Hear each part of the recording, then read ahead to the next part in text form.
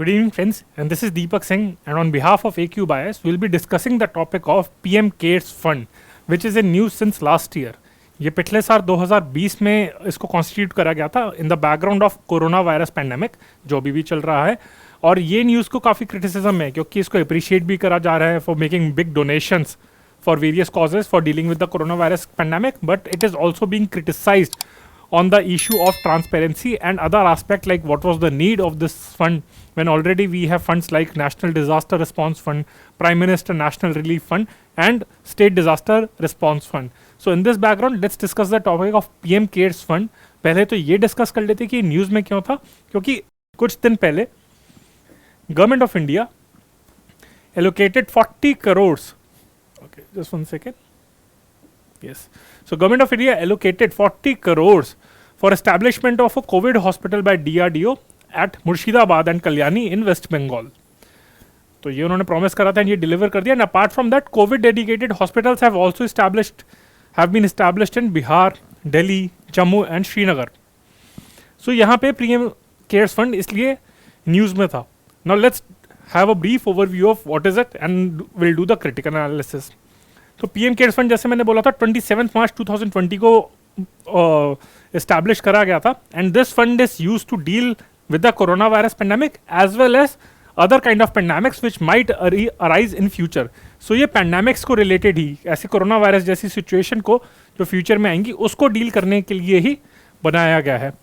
And if you talk about the members, the composition, then some of you might be confuse की for example if in MCQ the options are like who heads the PM CARES Fund, Prime Minister, Finance Minister, RBI Governor, SEBI Chairman. So some of you might answer कि Prime Minister शायद ना हो, Finance Ministry हो क्योंकि it's a fund, or the head of the Disaster Management Authority, NDMA.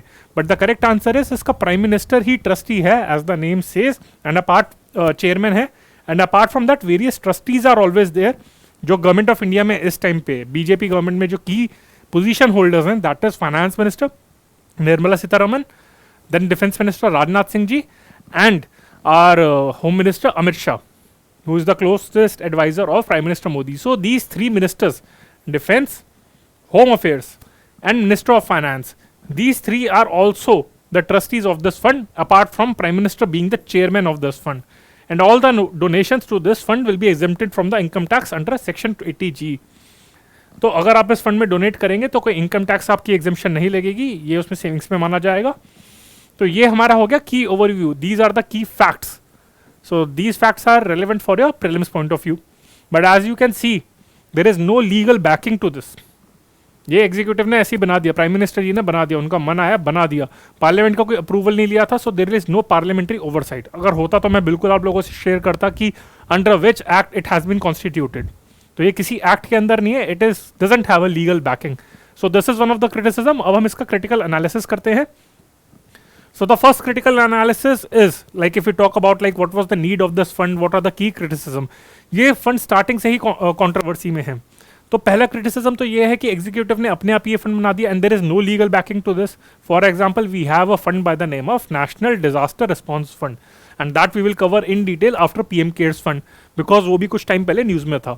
So उस fund को disaster management act of 2005 के under constitute करा गया है. So when we have that, मतलब उसको जब लीगल बैकिंग दी है, so why not in the case of PM CARES Fund. तो पहला तो वो क्रिटिसिज्म हो गया. दूसरा हो गया ट्रांसपेरेंसी से रिलेटेड. अब ऑल एंड ऑफ हमको न्यूज़ आ जाती है कि इसने, इस बॉलीवुड एक्टर ने, अक्षय कुमार ने इतने डोनेट करा, अम्बानी ने इतना डोनेट करा, पर एग्जैक्टली किस किसने कितना डोनेट करा हम उसके बारे में कोई इन्फॉर्मेशन नहीं है. Because according to government of India it is not a public authority under right to information act, that is RTI act के अंदर है. तो ये public authority government of India ने कहा है कि नहीं है. और इसे सुप्रीम कोर्ट में भी चैलेंज करा गया था, काफ़ी जगह पे क्रिटिसाइज करा गया है, पिटिशंस फाइल करी गई थी and it literally went to there. तो उस टाइम पे तो हाई कोर्ट और सुप्रीम कोर्ट ने कहा कि अभी इमरजेंसी है और इस टाइम पे right to information act implement करें इस पे. तो that is not our priority. Our priority is to make sure that we can successfully deal with the corona virus pandemic. तो इसी वजह से इस टाइम पे RTI हम नहीं लगा रहे. पर टेक्निकली, और वही है, RTI भी नहीं लगा रहे. कुछ इसके बारे में ट्रांसपेरेंसी नहीं है. इसका जो ऑडिट भी होता है वो प्राइवेट ऑडिट ही होता है. हमें नहीं पता कौन इसका ऑडिट कर रहा है, कितना अमाउंट है. जबकि हम NDRF के बाद में बात करें, नेशनल डिजास्टर रिस्पॉन्स फंड, तो उसका audit controller and auditor general of India, that is CAG, जो आपका आर्टिकल 1 आपका कॉन्स्टिट्यूशन ऑफ इंडिया के अंदर आता है, इट्स अ कॉन्स्टिट्यूशनल बॉडी, तो वो ऑडिट करता है. बट सो वही क्वेश्चन आ रहा है कि if constitutional body can audit NDRF, then why not PM CARES? Why are we exempting this fund just for the say on the name of emergency we have? तो ये चीज़ है, government कहती है लेकिन अगर RTI के अंदर नहीं है तो इस वजह से गवर्नमेंट इजीली इसको डिस्ट्रीब्यूट कर सकता है, इसका जो अमाउंट है. तो ये इसका पहला क्रिटिसिज्म है ट्रांसपेरेंसी के रिलेटेड जो डिबेट चलता रहता है. So I think last year तो इस पर क्वेश्चन नहीं है, but this year there can be a question from the mains point of view. और अगर नहीं भी आता तो indirectly you can use these kind of points while writing your answer either on RTI और डिजास्टर मैनेजमेंट पे लेके. और साथ में ये भी है कि it is exempt from scrutiny and monitoring of the all foreign donations as per the provisions of foreign contribution regulation act which has been exempted as far as the fund is concerned. तो इस act के अंदर भी अगर कोई मतलब ये act कहता है जो फॉरेन डोनेशंस आती हैं सिविल सोसाइटी को फंड्स को लेकर, तो उसकी पूरी स्क्रूटनी होनी चाहिए, मॉनिटरिंग होनी चाहिए. But this fund is exempt from all the scrutiny under the FCRA, foreign contribution regulation act. And all दो सिविल सोसाइटी इज, बट अगर बाकी सिनेरियो में देखें तो सिविल सोसाइटी काफ़ी क्रिटिकल है, वो कहती रहती है हमारी एक्स्ट्रा स्क्रूटनी होती है, हमें हरास करा जाता है कि कहाँ से फॉरेन डोनेशन हो रही है. बट इस केस में PM CARES के फंड में यहाँ पे इसे एग्जाम्प्ट कर दिया गया है. तो RTI से एग्जाम्प्ट है. अगर हम इसकी 3 चीज़ें देखें, RTI, फिर आ गया CAG ऑडिट, ओके, एंड तीसरा हो गया आपका FCRA.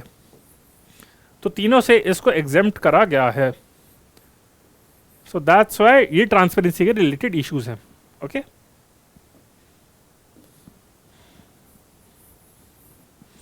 So these are the 3 things, RTI, CAG audit and FCRA. सो ये ट्रांसपेरेंसी रिलेटेड पॉइंट हैं आपके. ओके फ्रेंड्स, तो ये ट्रांसपेरेंसी रिलेटेड हो गए. अब हम आगे बढ़ते हैं कि what was the need of this fund, why was this fund constituted. क्या पहले हमारे पास कोई डिजास्टर मैनेजमेंट के रिलेटेड फंड नहीं थे? अगर प्राइम मिनिस्टर के लेवल पे देखें जाए तो we already had a prime minister national relief fund. ये हमारे पास पहले से ही था, जो 1948 में कॉन्स्टिट्यूट करा गया था in the background of dealing with the Hindu Muslim rights, refugee crisis, army से जो वॉर हुई थी पाकिस्तान के साथ, उसमें डिस्प्लेसमेंट हुई थी, और ओवरऑल भी डेवलपमेंट के लिए. तो वहाँ पे जो राइट्स कैलेमिटीज हो रही थी, तो this provides relief and assistance on the time of natural disasters, calamities and even rights. तो आपसे यहाँ पे MCQ एक पूछा जा सकता है, whether PMNRF deals with those who are a victim of rights. तो अगर आप ये ईयर ऑफ एस्टैब्लिशमेंट याद रखेंगे कि 1948 में इसको कॉन्स्टिट्यूट करा गया था, so then you can easily remember कि at that time riots were on peak, Hindu Muslim riots, partition related riots, so as to provide relief to those citizens. इस वजह से ये फंड राइट्स को भी डील करता है. तो since 1948 this fund is there and even now it is there.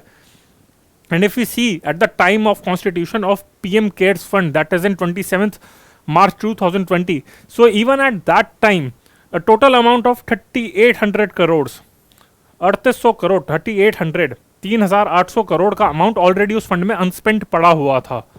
तो what was the need of this fund? PM CARES की जरूरत क्या थी जब ऑलरेडी इसमें अमाउंट पड़ा हुआ? पहले इसको यूज कर लो, बस डोनेशन मांग रहे हैं हम. तो सब लोगों ने अपने दिल खोले, जेबें खोली, बाकी सारी कंट्रीज भी हमें डोनेट करी. और सिचुएशन ऐसी आ गई कि आजकल के टाइम में सेकंड वेव जब आई थी तो कोरोना वायरस के टाइम पे बांग्लादेश हो गया, छोटी छोटी कंट्रीज हो गई, हमें एड सेंड कर रही हैं. Already we have the fund. जब घर में पैसा पड़ा हो तो बाहर भीख क्यों मांग रहे हो? तो ये क्रिटिसिज्म था.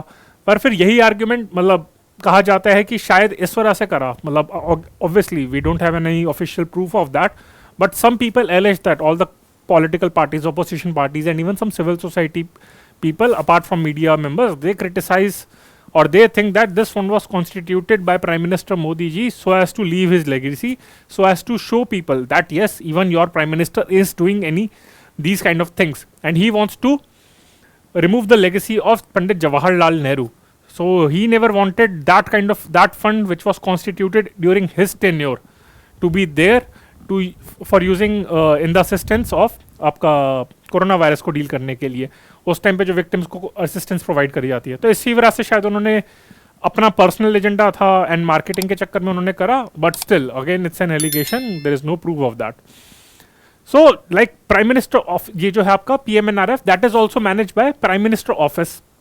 And even the donation as exempt under income tax act. तो ये भी यहीं पे ये इसके अंदर भी ट्रांसपेरेंसी के इशू है।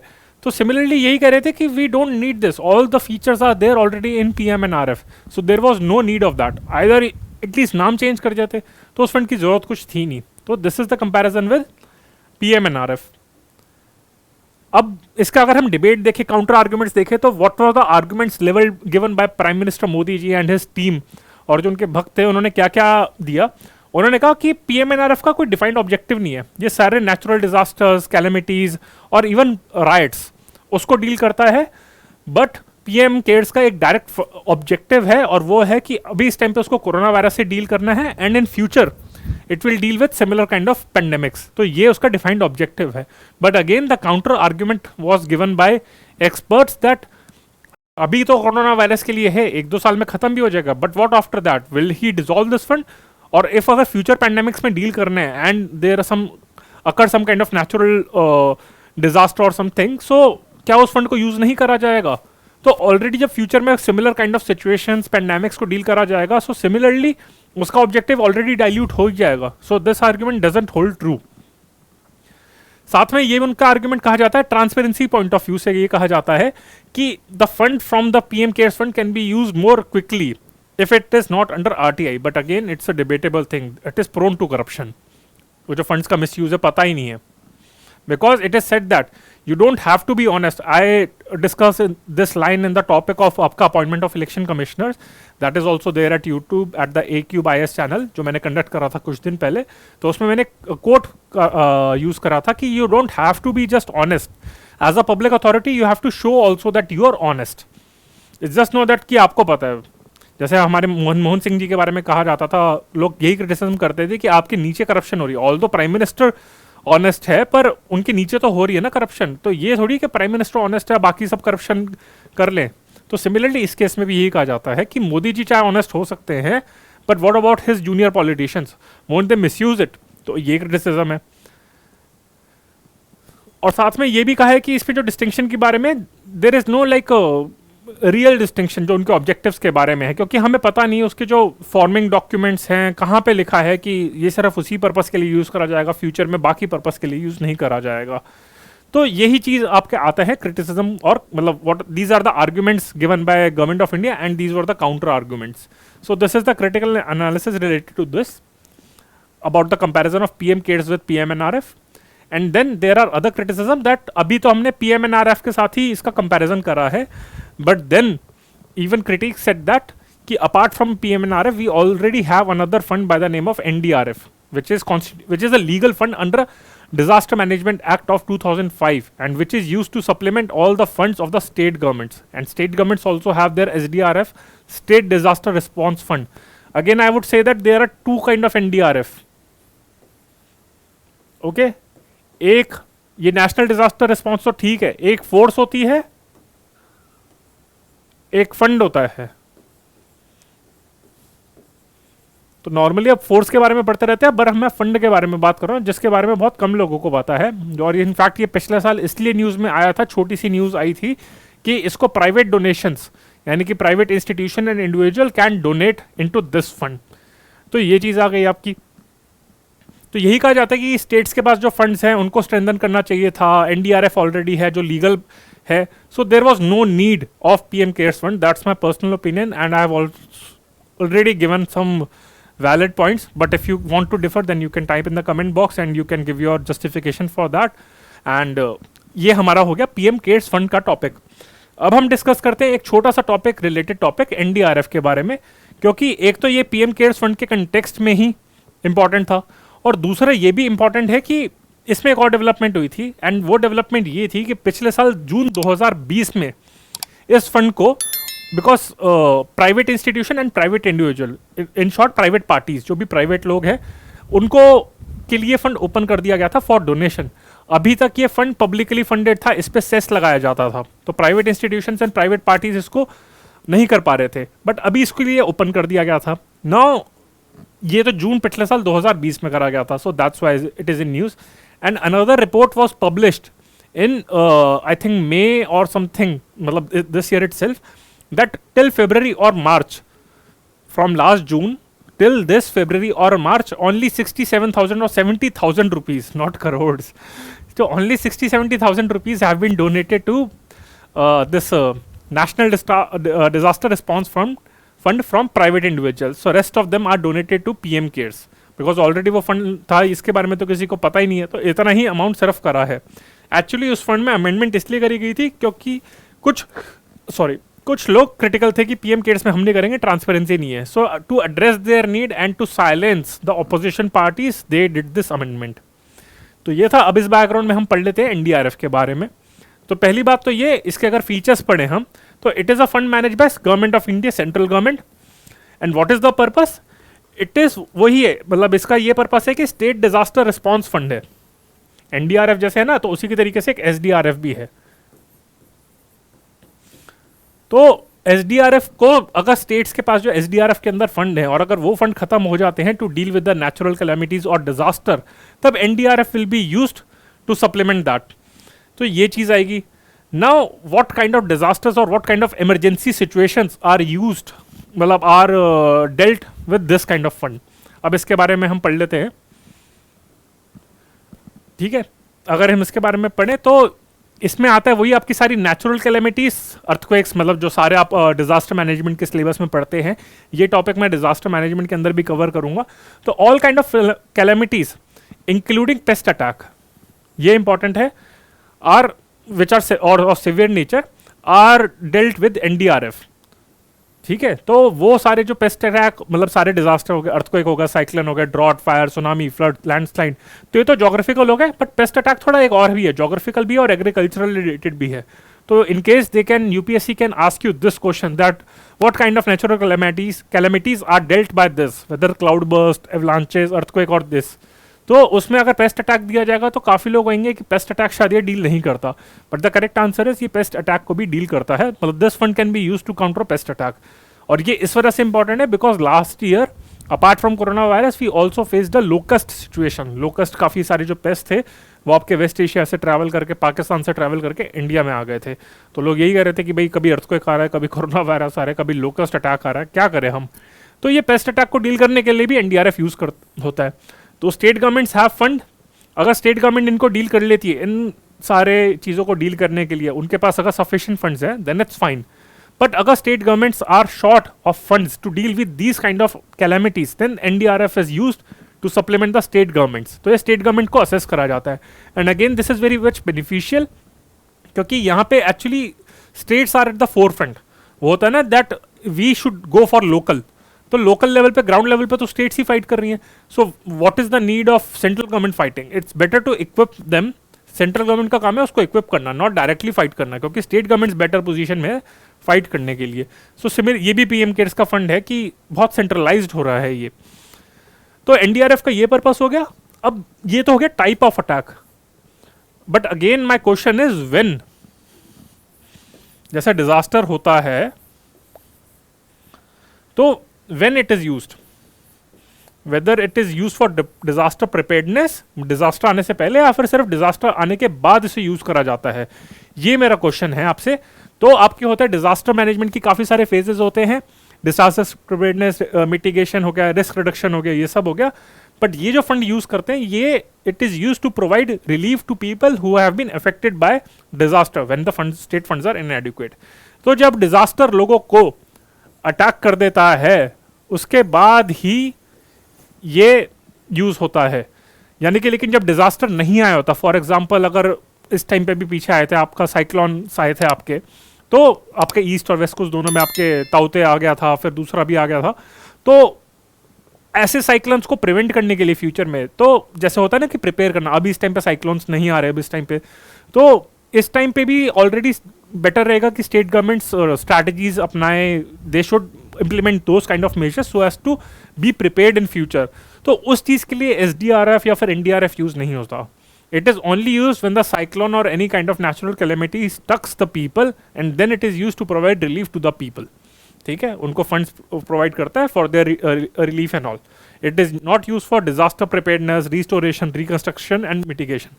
सिर्फ लोगों को relief provide करने के लिए उन्हें जो amount दिया जाता है, सरकारी amount, उसे दिया जाता है.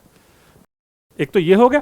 दूसरा हम इसका बैकग्राउंड देख लें तो ये भी इंपॉर्टेंट है that earlier this fund was name as national calamity contingency fund NCCF, which used to be operate according to the guidelines laid by 11th Finance Commission.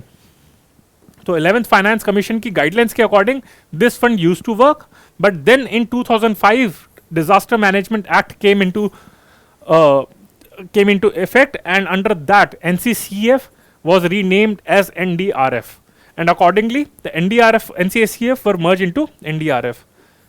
तो ये आपका हो गया, एंड इस section 46 of disaster management act, this is the section under which it has been formed, और इसी के under amendments भी हुई थी. अगर हम इसकी फाइनेंसिस की बात करें, this is very important because earlier it was use to be finance only through the cesses on certain items, excise and custom duty पे यूज करके थ्रू फाइनेंस बिल. तो ये पब्लिकली फंडेड था ये, and this fund was under आपका जो है public, ये जो आपका फंड है it was placed under public accounts of government of India. So इसकी वजह से under reverse reserve funds not bearing interest. So public account में यूज पुट करने का इसका बेनिफिट क्या था मैं बाद में डिस्कस करूंगा. What kind of accounts are there आपका, जो मैं आपका बजट डिस्कस करूंगा. So the purpose of putting it into public account is that government doesn't need the authority of parliament to take money out of it. So this is the best part. I think this is the best mechanism कि NDRF में ये है कि you don't need government parliament approval. For example if parliament is not in session and the kind of आपका ये natural calamity आ जाए, tsunami आ जाए, earthquake आ जाए, एंड पीपल आर अफेक्टेड, तो क्या पार्लियामेंट का सेशन लाएंगे या फिर प्रेसिडेंट के पास जाएंगे कि ऑर्डिनेंस प्रोमलगेट कर दो. So why to get into that bureaucracy, government doesn't need parliament approval. But and this is a big but I would say कि later on comptroller and auditor general can appoint it, and since it is a legal body, parliament can ask questions onto it. They can form a committee onto it, that what was the purpose for which it was used and how much money was used, how many people were benefited from this. So ये चीज है. Even the accounts are maintained by the controller general of accounts, another body, और comptroller and auditor general क्या आपका इसमें करता है, and it is also accessible under RTI. सो आप समझ रहे होंगे इसका बेनिफिट क्या है. इसका यही है कि ट्रांसपेरेंसी पॉइंट ऑफ व्यू से अगर मैं देखूं, इसमें जो मैंने आपको बताया था कि पीएम केयर्स में था कि इसकी कोई लीगल बैकिंग नहीं है, आरटीआई के अंदर भी नहीं है, और इसका ऑडिट भी प्राइवेट होता है. बट इस केस में वो ये पीएम केयर्स की लूप होल्स थे. But if you talk about this, it has a legal backing and thus it is under parliament scrutiny. But to ensure that there is no bureaucracy, इसके अंदर यहाँ पे funds जल्दी से issue कर दिए जाएं, सो इसको पब्लिक अकाउंट के अंदर पुट करा जाता है. So that government doesn't need parliament approval at the time of using, but later on parliament can check it जब situation improve हो जाएगी. So कितना बढ़िया mechanism है ये, but again somehow government is not using it. अब वो क्या reasons हैं वो आप लोग समझदार हैं. तो ये इसके फाइनेंसिंग एस्पेक्ट में है, और फाइनेंसिंग एस्पेक्ट में मैं ये बता रहा था, पहले इसको सेसेस के थ्रू या फिर ड्यूटी लगा के ही, नेशनल कैलेमिटी कॉन्टिजेंसी ड्यूटी को इम्पोज करके ही इसको फंड करा जाता था. But in June 2020 Section 46 was amended, and according to which people, private people or private institution, I mean not government functionaries or not government bodies, so private people or private institutions were also allowed to contribute to the NDRF. But the sad news was, since that was not popularized and PM CARES was in the highlight, so only 70,000 rupees, that meager amount of money, was donated to NDRF. तो ये हो गया. और मैंने जून आपको बताया था कि पिछले साल में क्या इशू हुआ था, वो सेक्शन 46(1)(b) के अंदर ही अमेंडमेंट करी गई थी of the disaster management act of 2005. Okay friends, with this I have covered the topic of PM cares as well as the topic of NDRF. I hope you liked it. बहुत simple तरीके से मैंने समझाने की कोशिश करी है, but in spite of that, if you have any doubt related to this topic, then please let us know, और if you want us to explain any particular topic, then also let us know on topic on demand. We will take care of it. And before ending the lecture, I would just want to say that we are launching at AQBIS, we are launching a General Studies Foundation batch on 7th of July. 7 जुलाई से 7 जुलाई से हम ये batch launch कर रहे हैं general studies का, जिसमें 800 घंटे की क्लासेस प्रोवाइड करी जाएंगी जनरल स्टडीज़ के लिए, जिसमें से 80 घंटे 80 hours, that is 10% of the total hours will be dedicated to current affairs. ये है. And apart from that, we will be also launching optional subject courses on the key core topics like history, geography, pol science, sociology and public administration. ये हो गया. And one important news is that AQBIS is also conducting an exam by the name of IIT, that is IS Inspiration Test. So the purpose of this test is to test your knowledge, that where do you stand, and for those talented students who are like deserve some special treatment in terms of fee concession. So depending on your percentage in the examination, which will be conducted on 24th and 27th June of this month, 24th और 27th को जब ये exam conduct करा जाएगा तो उसमें appear हुई है, और उसमें जितना आपकी परसेंटेज आएगी on that basis you will be given some discount in the foundation as well as the optional subjects. Okay friends, with this I'll be ending the lecture. Again I would say that if you like this lecture, so please like it, share it, subscribe it, spread the word to your friends. If you have any feedback, then let us know. You can type in the comment box, and also you can contact me. I am Deepak Singh at AQBIS. You can contact me and my team members. We will revert to you. And last thing, as I said earlier, that we are also open to topic on demands. For example, if you have any particular topic that you feel deserves some attention or you are not able to understand it, then me and my team members will ensure that that topic will be prepared in a 3C approach. That is, it will be comprehensive yet concise and current oriented. Current developments को link करके उस topic को आपको simple भाषा में समझाया जाएगा. Okay friends, so with this I'll be signing off. Hope you have a nice time and bye. Take care.